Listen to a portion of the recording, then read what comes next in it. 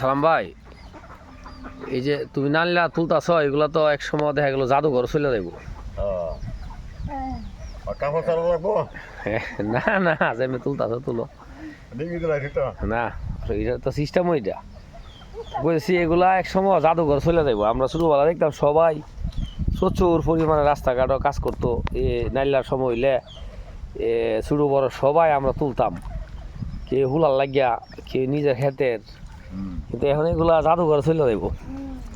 এটা আস্তে আস্তে কমে যাচ্ছে না। এই যে পাট, এটা সোনালি আঁশ বলে, তো সেগুলা একটা সময় কত ইয়া ছিল, জাঁকজমকপূর্ণ ছিল।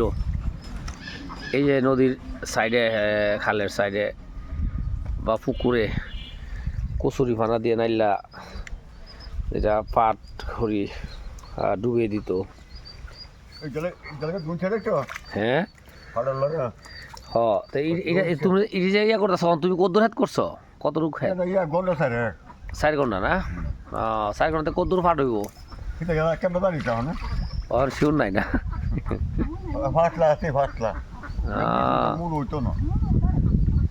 মন হানে কইতে পারে না। 1 মন হইলে কত বেচবা? 1 মন পাট এটা বিলাতি। ও, বিলাতির দাম বেশি। 4,000 টাকার মতো বেচা যাবো না? আর বাচ্চাটা 3,000